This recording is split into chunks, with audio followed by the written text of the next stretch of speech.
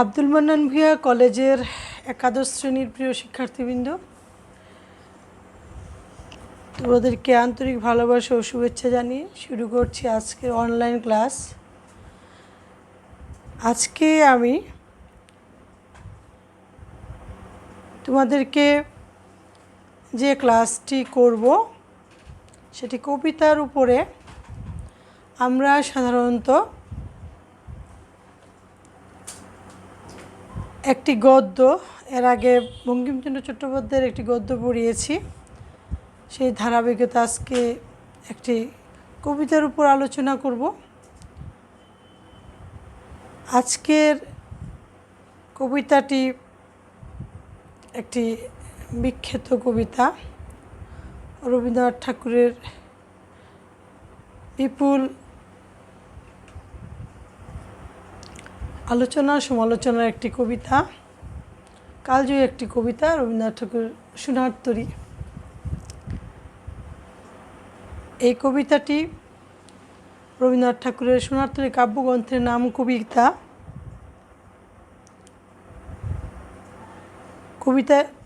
এই কাব্যগ্রন্থটি 1300 বঙ্গাব্দে ও ইংরেজি 1907 সালে প্রকাশিত হয়। কবিতার আলোচনায় যাওয়ার আগে আমরা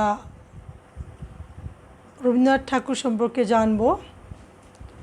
সেই প্রথম শ্রেণী থেকে আজকে পর্যন্ত তোমরা তার কবিতা পেয়েছো, তার ছোট গল্প পেয়েছো। রবীন্দ্রনাথ ঠাকুর বাংলা সাহিত্যের এমন এক স্থান অধিকার করে আছে যার সম্পর্কে নতুন করে কিছু আর বলার নেই। তারপরেও আমাদের অবজেক্টিভের জন্য আমাদের যে কবি পরিচিতি দেওয়া আছে সেখান থেকে আমরা একটু মেমোরাইজ করব, জানব, পড়ব। অসামান্য প্রতিভার অধিকারী বিশ্বকবি রবীন্দ্রনাথ ঠাকুর আধুনিক বাংলা কবিতার প্রাণপুরুষ।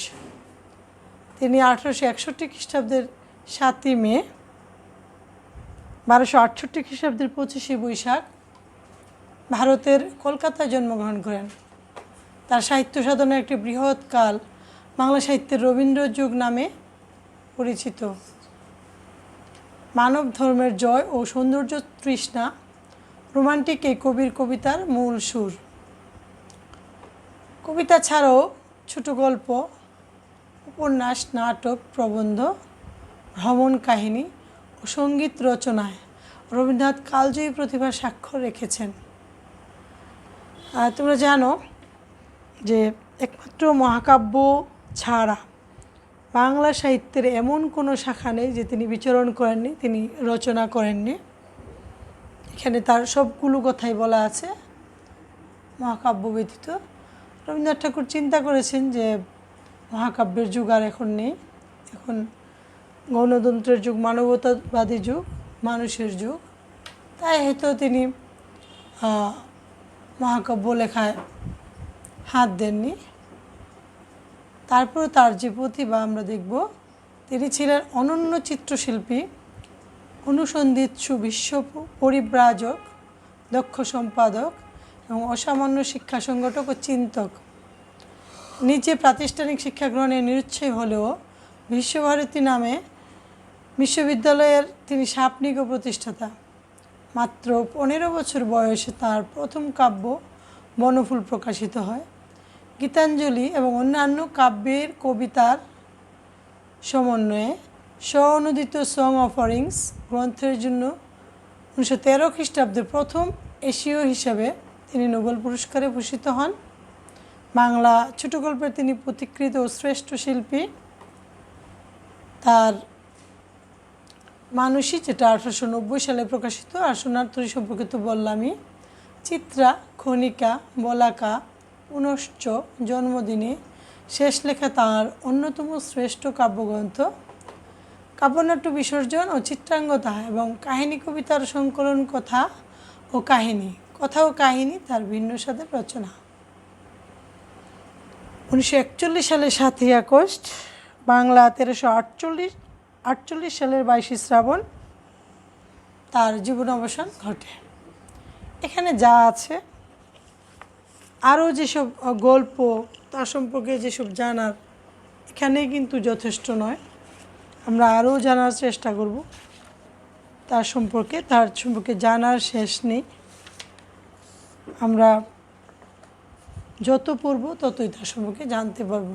আমি চাই তোমরা আরও এখানে যা দেয়া আছে তার চেয়ে বেশি করে তার সম্পর্কে জানো। তার সম্পর্কে তোমরা জানবে। এছাড়াও আমরা আমাদের যে আজকের যে পাঠ্য কবিতা শোনার তরী, তোমরা এই ক্লাসটা করার সময় অবশ্যই কবিতার বইটা সামনে নিয়ে, কবিতাটা সামনে নিয়ে তারপরে ক্লাস করবে। তো সেই কবিতাতে যাওয়ার আগে আমি তার সম্পর্কে একটু, কবিতাটা কী আসলে, কিভাবে আমরা পড়ব, কী বোঝাতে চেয়েছেন সে সম্পর্কে একটু জানি। রবীন্দ্রনাথ ঠাকুর নিজেই বলেছেন, তাদের জন্য চিন্তা করেছি, কাজ করেছি, কর্তব্যের নানা সংকল্প বেঁধে তুলেছি। ছিন্নপত্র থেকে নেয়া সেই সংকল্পের সূত্র আজও বিচ্ছিন্ন হয়নি আমার চিন্তায়। সেই মানুষের সংস্পর্শে সাহিত্যের পথ এবং কর্মের পথ পাশাপাশি প্রসারিত হতে আরম্ভ হলো আমার জীবনে। আমার বুদ্ধি এবং কল্পনা এবং ইচ্ছাকে উন্মুখ করে তুলেছিল এই সময়কার প্রবর্তনা, বিশ্ব প্রকৃতি এবং মানবলোকের মধ্যে নিত্য সচল অভিজ্ঞতার প্রবর্তনা। রবীন্দ্রনাথ ঠাকুর তার নিজের সম্পর্কেই এসব কথা বলেছেন। আমরা দেখব শুধু বিশ্ব প্রকৃতি নয়, মানুষের বিচিত্র জীবন ও সোনার তরীর যুগে কবিকে প্রবলভাবে আকর্ষণ করেছিল। সেই দুইয়েরই আবেদনের বৈশিষ্ট্য বোঝা যাবে এই সোনার তরী কাব্যগ্রন্থের কবিতাগুলো থেকে। 1298 সালের ফাল্গুন থেকে 1300 সালের অগ্রহায়ণ পর্যন্ত রচিত কবিতা সোনার তরীতে স্থান পেয়েছে। 1300 সালেই সোনার তরী গ্রন্থাগারে প্রকাশিত হয়। আমরা যদি ইংরেজি ধরি তাহলে সেটা 1907 সাল হবে। তো এই সোনার তরী কাব্যগ্রন্থের নাম কবিতা আমি বলেছি। সোনার তরী কবিতাটি, আমাদের পাঠ্য সোনার তরী কবিতাটি, এর প্রথম কবিতাটি স্বনামধন্য। এটা বলছে যে সোনার তরী কবিতা সম্পর্কে এর ব্যাখ্যা নিয়ে একসময় বাংলা সাহিত্য জগতে তুমুল আন্দোলন হয়েছিল, কিন্তু সেই সব এখনও হয়, এখনও কৌতূহলের বিষয়। এই কবিতার তাৎপর্য সম্বন্ধে কবি নিজে বলেছেন, সংসার আমাদের জীবনের সমস্ত কাজ গ্রহণ করে, কিন্তু আমাদিগকে তো গ্রহণ করে না। আমার চিরজীবনের ফসল যখন সংসারের নৌকায় বোঝাই করিয়া দিই, তখন মনে এই আশা থাকে যে আমারও ওই সঙ্গে স্থান হইবে। কিন্তু সংসার আমাদিগকে 2 দিনেই ভুলিয়া যায়। একবার ভাবিয়া দেখো, কত লক্ষ কোটি বিস্তৃত মানব মনের 2 দিনেই, কত লক্ষ কোটি বিস্তৃত মানবের জীবনপাতের উপর আমাদের প্রত্যেকের জীবন গঠিত। আমরা আগুন জ্বালাইয়া রাধি, যাহারা আগুন আবিষ্কার করিয়াছিল তাহাদিগকে কে জানে? যাহারা চাষ আরম্ভ করিয়াছিল তাহাদের নামই বা কোথায়? যাহারা যুগে যুগে নানারূপে মানুষকে গড়িয়া তুলিতেছে তাহাদের কাজ আমাদের মধ্যে অমর হইয়া আছে, কিন্তু তাহারা নামধাম সুখ দুঃখ লইয়া কোনো বিস্তৃতির মধ্যে অন্তর্হিত হইয়াছে। এপারেতে ছোট ক্ষেত, আমি একলা, নয়তো কি? আমরা প্রত্যেকেই যে একলা, আমাদের প্রত্যেকের চারিদিকে যে অতস্পর্শ স্বাতন্ত্র্যের ব্যবধান আছে তাকে অতিক্রম করবে। এই কবিতার অবশ্য অন্যান্য ধরনের ব্যাখ্যাও হতে পারে, কবিও তা করেছেন, কিন্তু তিনি বলেছেন কিন্তু শুধু ভাব নিয়ে কবিতা নয়, তার রূপটিও তার এক অতি বড় সম্পদ। কবিতাটির সেই রূপের কথা ভাবতে গেলে দেখা যায় কবি বর্ষার দিনে পদ্মাচরের এক নিঃসঙ্গ চাষির ছবি এঁকেছেন। বর্ষার প্রারম্ভে পদ্মার চরে এক প্রকার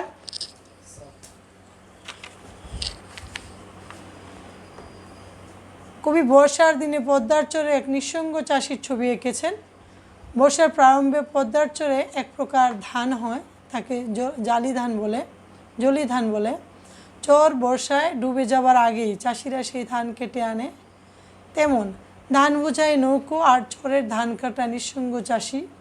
খরস্রোতা পদ্মা, বহু ব্যাপক বাদল দিন, এইসবের এক চিত্তহারী ছবি কবিতাটিতে ফুটে উঠেছে। কবিতার ভাষা ও ছন্দের উপরও পড়েছে বর্ষার দিনের ছায়া। প্রিয় শিক্ষার্থী, কবিতাটি চিত্ররস প্রধান। পদ্মা তীরের অতি পুরাতন একটি ঘটনাকে অপূর্ব শব্দ সংগতি ও ছন্দ মাহাত্ম্যে আশ্চর্য চিত্র সম্পদ দান করা হয়েছে। এতে প্রধানত একটি নিখুঁত চিত্র, ইহাতে যে করুণ রস আছে তাহা আমাদের চিত্তে সঞ্চারিত হইয়া গিয়া সেখানে অলৌকিক মায়াময় করুণ ব্যঞ্জনা জাগাইয়া দেয়। এখানে যে আলোচনাটি করা হয়েছে আমাদের কবিতা বুঝতে সেটা সহায়তা হবে। আমরা একটু পরেই আসলে বুঝবো যে কেন এই আলোচনাটা আগেই করেছি, তোমাদের কবিতাটা বুঝতে সুবিধা হবে। এই জন্য এই আলোচনাটা একটু মনোযোগ দিয়ে শুনবে। আর প্রকৃতি মানবের অন্তর্নিহিত যে সৌন্দর্য, সেই বিশ্ব সৌন্দর্য কোনো কল্পনা রাজ্যে অধিষ্ঠিত নয়। প্রকৃতির সহস্র প্রকাশ ও মানব জীবনের অসংখ্য বাস্তব বিকাশের মধ্য দিয়াই সেই সৌন্দর্য প্রতিনিয়ত আমাদের মনকে স্পর্শ করিতেছে। ইহাকে উপেক্ষা করিয়া কোনো কাল্পনিক ভাববিলাসের মধ্যে বাস্তব বর্জিত কোনো আদর্শ লোকে সেই বিশ্ব সৌন্দর্যকে বিচ্ছিন্ন খণ্ডিত করিয়া অন্বেষণ ও উপভোগ করিতে গেলে তাহাকে পাওয়া যায় না। আমাদের চেষ্টা ও শ্রম ব্যর্থতায় পর্যবেসিত হয়। এই ভাবকে রূপকের সাহায্যে বলা হইয়াছে একটি কবিতায়। সোনারতরী কাব্যগ্রন্থের নাম কবিতা সোনারতরী, পরশপতর, আকাশের চাঁদ, দেউল, দুই পাখি প্রভৃতি। তাহলে বোঝা গেল আমাদের সোনারতরী কবিতাটি রূপক কবিতা। তাহলে রূপক কবিতা কি? নিশ্চয়ই আমাদের প্রশ্ন যাচ্ছে মনে। আমরা দেখি রূপক কবিতা কি। রূপক কবিতা, যেটাকে ইংরেজিতে অ্যালিগরি বলে, ফরাসি অ্যালিগরি এবং ল্যাটিন ও গ্রিক অ্যালিগোরিয়া এর অর্থ হলো স্পিকিং ইন অ্যানাদার ওয়ে, অর্থাৎ অন্যভাবে বলা। বাংলার রূপক কবিতাকে ইংরেজিতে অ্যালিগরি বলা হয়। তাহলে রূপক কবিতার সংজ্ঞা কি আমরা জানি? রূপক কবিতা বলতে এমন এক ধরনের কবিতা বোঝায় যেখানে কবি তার কোনো বিশেষ ভাব ও তত্ত্বকে সরাসরি প্রকাশ না করে অন্য কোনো বাহ্যিক ঘটনা, চিত্র বা রূপের আড়ালে রেখে সমান্তরালভাবে ব্যঞ্জিত করে থাকেন। তাহলে আমরা জানতে পারলাম রূপক কবিতা কাকে বলে। যেহেতু সোনারতরী একটি রূপক কবিতা, প্রিয় শিক্ষার্থী, আমরা মনোযোগ দিয়ে রূপক কবিতার সেই অর্থ এবং সংজ্ঞাটা আমরা বলবো কাকে বলে রূপক কবিতা। আমি আবার বলছি, রূপক কবিতা বলতে এমন ধরনের কবিতাকে বোঝায় যেখানে কবিতার কোনো বিশেষ ভাব বা তত্ত্বকে সরাসরি প্রকাশ না করে অন্য কোনো বাহ্যিক ঘটনা, চিত্র বা রূপের আড়ালে রেখে সমান্তরালভাবে ব্যঞ্জিত করে থাকেন। ইংরেজি সাহিত্যে অ্যালিগরি বা রূপক কবিতার বেশ কিছু বিভাগ আছে, যেমন আধ্যাত্মিক বা ধর্মমূলক, সামাজিক, রাষ্ট্রনৈতিক প্রভৃতি।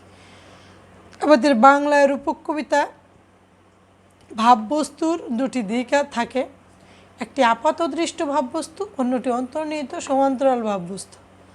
তাহলে আমরা বুঝতে পারছি আমাদের যে সোনারতরী কবিতা, এই আলোচনা থেকে যে আমাদের সোনারতরী কবিতা একটি রূপক কবিতা, এবং রূপক কবিতা মূলত একটির আপাতদৃষ্টিতে একটি ভাববস্তু, এবং এই ভাববস্তুটি একটি ভাববস্তু অন্য একটি অন্তর্নিহিত সমান্তরাল ভাববস্তু দিয়ে বোঝানো যায়।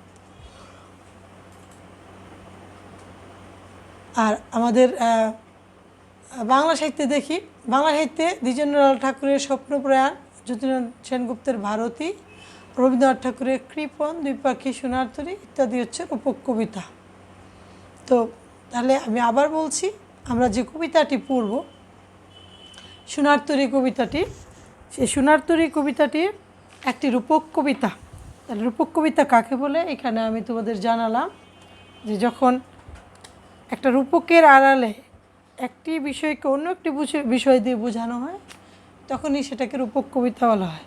তাহলে বাংলার রূপক কবিতা দুই ধরনের, একটি ভাববস্তু, একটি অন্তর্নিহিত ভাববস্তু। অর্থাৎ একটা কবিতার আমরা আপাত দৃষ্টিতে সাধারণভাবে একটি ছবি, যেই ছবিটা বুঝবো তার অন্তরালে, তার ভিতরের আমরা মর্মকথা যদি বের করি তাহলে আরেকটি অর্থ আমরা পাবো। সেই অর্থে আমাদের সোনারতরীর রূপক কবিতা এবং সোনারতরীর দুইটি অর্থ আমরা পড়লেই বুঝবো। আগের আলোচনাতে ধারাবাহিকতায় আমি বলবো যে মূলত আমরা কবিতাটা পড়ে প্রথমে বুঝবো যে একজন মাঝি, একজন কৃষক ধান কেটে কুলে বসে আছেন নদীর এপারে, হয়তো তিনি নদীর উপারে যাবেন, কিন্তু এমন সময় কালো মেঘ করে স্রোতধারা সহ চারদিকে যে ধান খেতে তিনি বসে আছেন একা, সেই ধান খেতে চারদিকে বাঁকা জল, অর্থাৎ স্রোত সমেত যে জলটা একদম বর্ষার মতো ধারালো, এরকম একটি স্রোত এসে সেই কৃষককে ঘিরে ফেলেছে। কৃষক চিন্তায় আছে তার ধানগুলো নিয়ে তিনি কি করবেন এখন।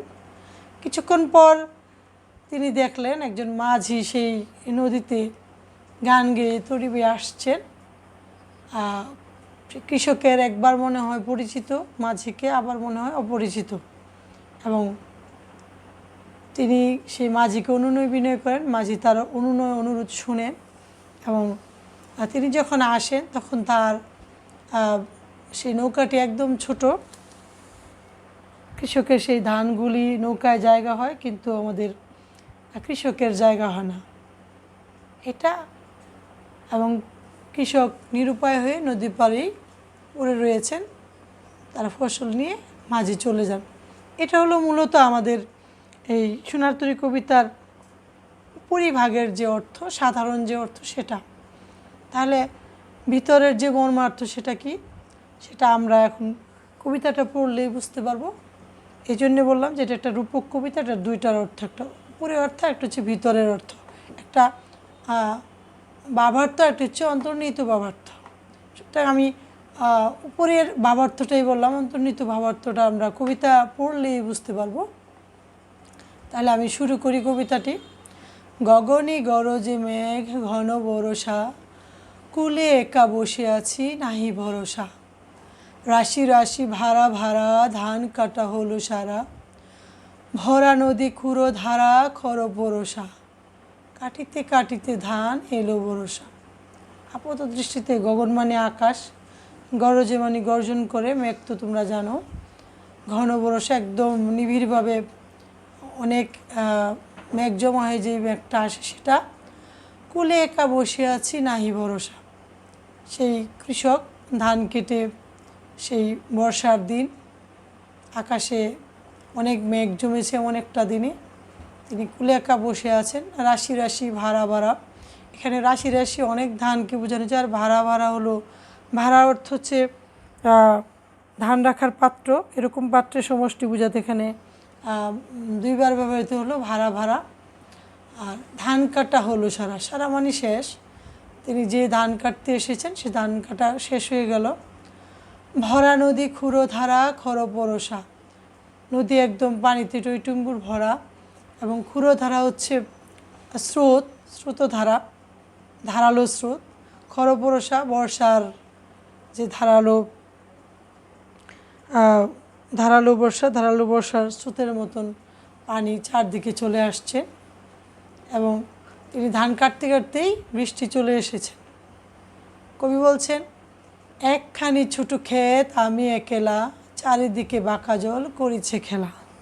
মূলত এখানে যে আমির কথা বলা হয়েছে এই কবিতাতে, আমি একেলা সাধারণ অর্থে কৃষক। আমরা যদি সাধারণ অর্থ বলি তাহলে এখানে ধান কাটছেন কৃষক।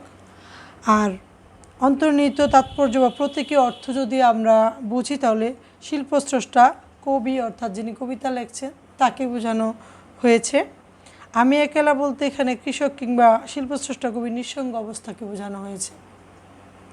চারিদিকে বাঁকা জল করিছে খেলা, এখানে বোঝানো হয়েছে যে ধানক্ষেতটি ছোট দ্বীপের আঙ্গিকে চিত্রিত, তার পাশে ঘূর্ণায়মান স্রোতের উদ্দামতা, নদীর বাঁকা জলস্রোতে বেষ্টিত ছোট ক্ষেতটুকুর আশু বিলীয়মান ইঙ্গিত বহন করছে এই অংশ।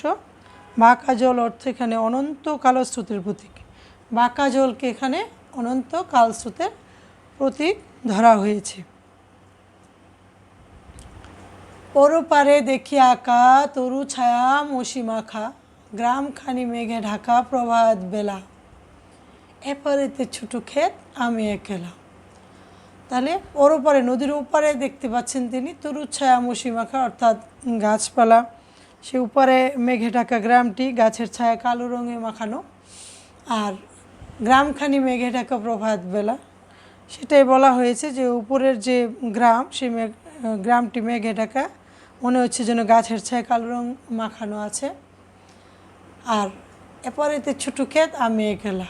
কবি নিঃসঙ্গ কবি শিল্পী অর্থাৎ কবিরূপী কৃষক এখানে একা বসে আছেন।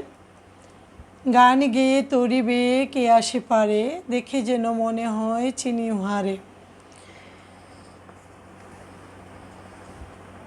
খুরের ধারার মতো ধারালো স্রোত, জলস্রোতে গান গাইতে গাইতে যে মাঝি পাড়ের দিকে এগিয়ে আসছে, রবীন্দ্র ভাবনায় সে নির্মোহ মহাকালের প্রতীক। এখানে বোঝা যাচ্ছে যে একজন মাঝি তিনি গান গেয়ে আসছেন। কবির কাছে একবার সেই মাঝিকে পরিচিত মনে হচ্ছে, আবার অপরিচিত মনে হচ্ছে। ভরা পালে চলে যায়, কোনো দিকে নাহি চায়।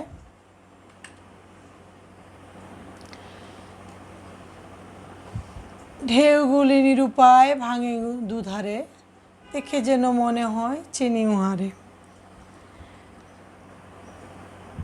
তো কোনো দিকে নাহি চায়, দেখে যেন মনে হয় নাহি চায়। এর ব্যাখ্যা হলো মহাকালের প্রতীক এই মাঝি নিরাসক্ত বলেই তার সুনির্দিষ্ট দৃষ্টিপাত নেই, তিনি কোনো দিকে তাকাতে পারছেন না, কোনো দিকে তাকাচ্ছেন না, এবং দেখে যেন মনে হয় চিনি উহারে। এই আগন্তুক মাঝি কৃষক বা শিল্পস্রষ্টা কবির হয়তো চেনা, কেননা চেনা মনে হলো কৃষক বা শিল্পস্রষ্টা কবির সংশয় থেকেই যাচ্ছে। তিনি একবার চিনতে পারছেন, আবার চিনতে পারছেন না। তারপরও সেই কৃষকরূপী কবির মিনতি, ওগো তুমি কোথা যাও কোন বিদেশে, বারেক ভিড়াও তরি কুলেতে এসে। ওগো তুমি কোথা যাও কোন বিদেশে, নির্বিকার মাঝি দৃষ্টি আকর্ষণের জন্য কৃষক বা কবির চেষ্টা। বিদেশ মনে হলো কৃষক বা শিল্পস্রষ্টা কবির। বিদেশ এখানে চিরায়ত শিল্পলোকের প্রতীক হিসেবে ব্যবহৃত হয়েছে। চিরায়ত শিল্পলোক বলতে এখানে বিদেশকে বোঝানো হয়েছে। তো সেই মাঝিকেই তার তরিটা, তার নৌকাটা কুলে এসে ভিড়াতে অনুরোধ করছে। যেও যেথা যেতে চাও, যারে খুশি তারে দাও, শুধু তুমি নিয়ে যাও ক্ষণিক হেসে, আমার সোনার ধান কুলেতে এসে। বারেক ভিড়াও তরি কুলেতে এসে, চিরায়ত শিল্পলোকে ঠাঁই পাওয়ার জন্যই কৃষকপ্রবী কবির ব্যাকুল অনুনয় এখানে প্রকাশিত হয়েছে।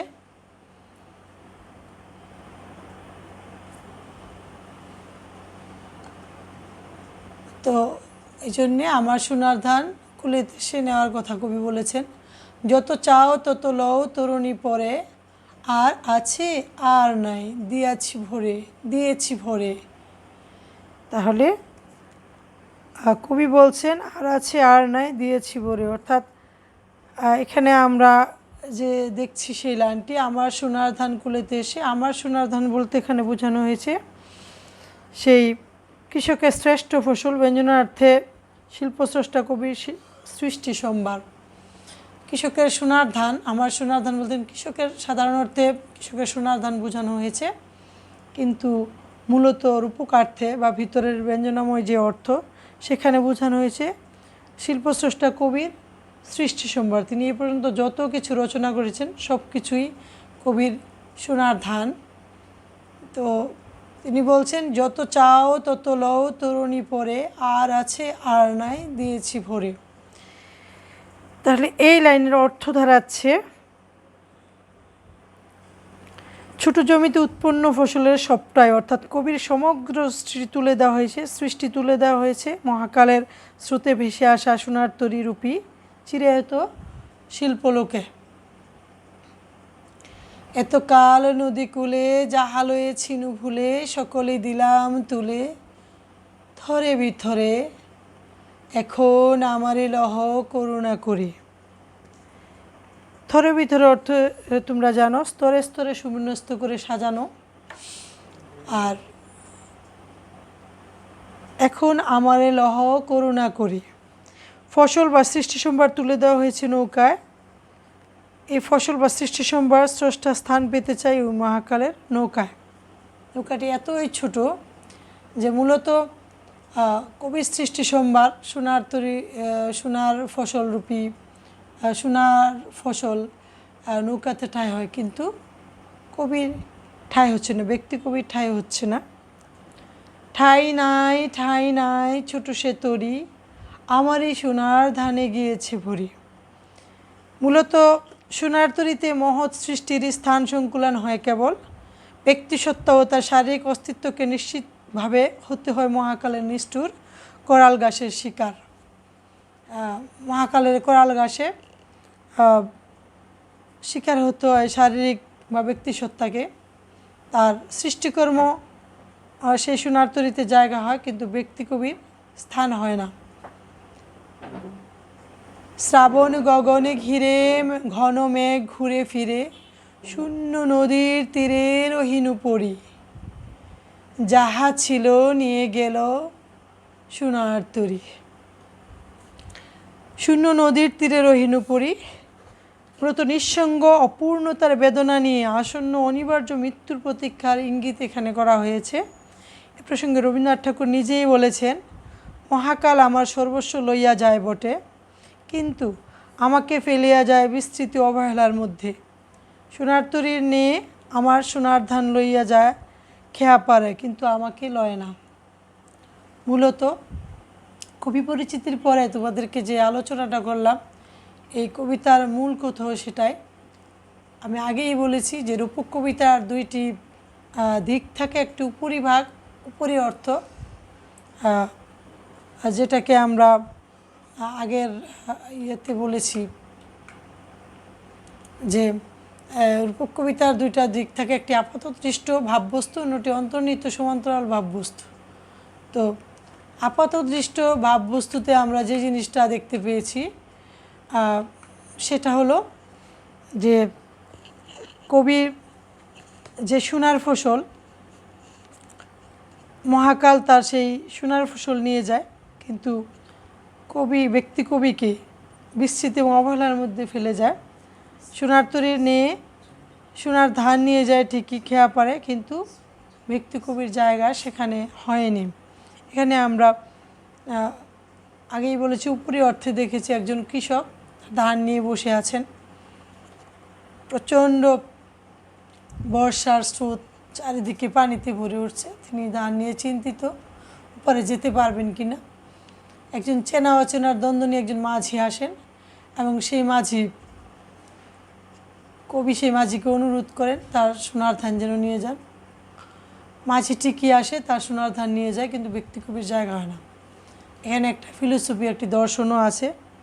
সেই ভিতরের যে ব্যঞ্জনার্থ অর্থ আমরা দেখব পাঠ পরিচিতিতে, আমাদের যে এতক্ষণের আলোচনা সেটা মিলে যায় কিনা। সোনার তরী রবীন্দ্রনাথ ঠাকুরের সোনার তরী নাম কাব্যগ্রন্থের নাম কবিতা, সোনার তরী কাব্যগ্রন্থের নাম কবিতা, সেটা আমি আগেই বলেছি প্রিয় শিক্ষার্থী। শতাধিক বছর ধরে এ কবিতা বিপুল আলোচনা ও নানামুখী ব্যাখ্যায় নতুন নতুন তাৎপর্য অভিষিক্ত। একই সঙ্গে কবিতাটি গূঢ় রহস্য ও শ্রেষ্ঠত্বের স্মারক। মহৎ সাহিত্যের একটি বিশেষ গুণ হলো কালে কালে নতুন দৃষ্টিভঙ্গি ও বিবেচনার আলোকে তার শ্রেষ্ঠত্ব নিরূপিত হতে থাকে। বাংলা কবিতার ইতিহাসে সোনার তরী তেমনি আশ্চর্য সুন্দর এক চিরায়ত আবেদনবাহী কবিতা। কবিতাটিতে দেখা যায় যেটা উপরের রূপ বা বাহ্যিক যে অর্থ সেটা এখানে বলা আছে। চারিপাশের প্রবল স্রোতের মধ্যে জেগে থাকা দ্বীপের মতো ছোট একটি ধান খেতে উৎপন্ন সোনার ধানের সম্ভার নিয়ে অপেক্ষারত নিঃসঙ্গ এক কৃষক। আকাশের ঘন মেঘ আর ভারী বর্ষণে পাশের খরস্রোতা নদী হয়ে উঠেছে হিংস্র। চারিদিকে বাঁকা জল কৃষকের মনে সৃষ্টি করেছে ঘনঘোর আশঙ্কা। এরকম এক পরিস্থিতিতে ওই খরস্রোতা নদীতে একটি ভরাপাল সোনার নৌকা নিয়ে বেয়ে আসা এক মাঝিকে দেখা যায়। উৎকণ্ঠিত কৃষক নৌকা কূলে ফিরিয়ে তার উৎপাদিত সোনার ধান নিয়ে যাওয়ার জন্য মাঝিকে সকাতরে মিনতি জানালে ওই সোনার ধানের সম্ভার নৌকায় তুলে নিয়ে মাঝি চলে যায়। ছোট নৌকা বলে স্থান সংকুলন হয় না কৃষকের। শূন্য নদীর তীরে আশাহত কৃষকের বেদনা গুমড়ে মরে। আর যে ব্যঞ্জনার্থ বা ভিতরের যে অর্থ, এ কবিতায় নিবিড়ভাবে মিশে আছে কবির একটি জীবন দর্শন। সেই জীবন দর্শনটি কি প্রিয় শিক্ষার্থী? মহাকালের স্রোতে জীবন যৌবন ভেসে যায়, কিন্তু বেঁচে থাকে মানুষের সৃষ্ট সোনার ফসল।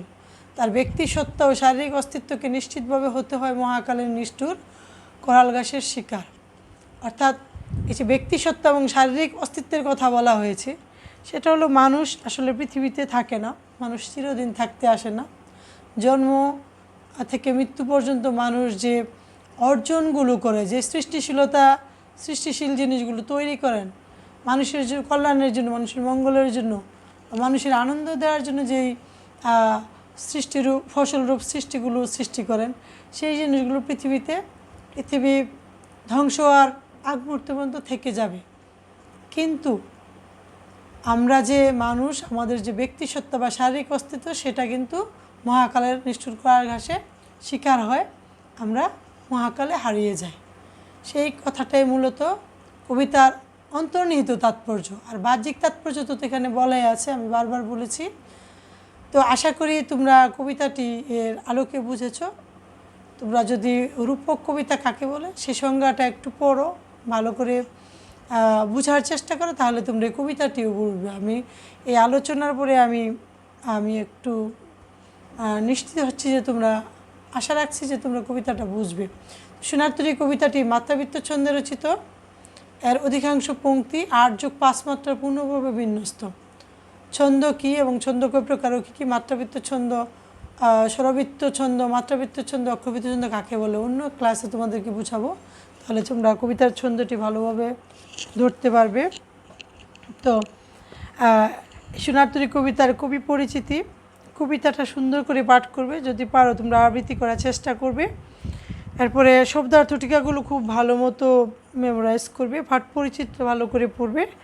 আর তোমরা বাড়িতে এই কবিতাটার আলোচনা শোনার পরে তোমাদের যে পাঠ্যে যে সৃজনশীল প্রশ্নটা আছে সেটা তোমরা সলভ করে আমাকে দেখাতে পারো, আমার ইমেলে দিতে পারো অথবা আমার মেসেঞ্জারেও দিতে পারো। আমি দেখি তোমরা কারা এটা করছো। আগের যে গতটা আলোচনা করেছিলাম, সে গতটা আলোচনা শোনার পরে তোমরা কোনো আমি যে একটা বাড়ির কাজ দিয়েছিলাম সেটা করেছো কি না জানাবে আমাকে। আজকে এই পর্যন্তই, তোমাদেরকে ধন্যবাদ জানিয়ে তোমরা যেন ঠিকমতো সিলেবাসটা পড়ো।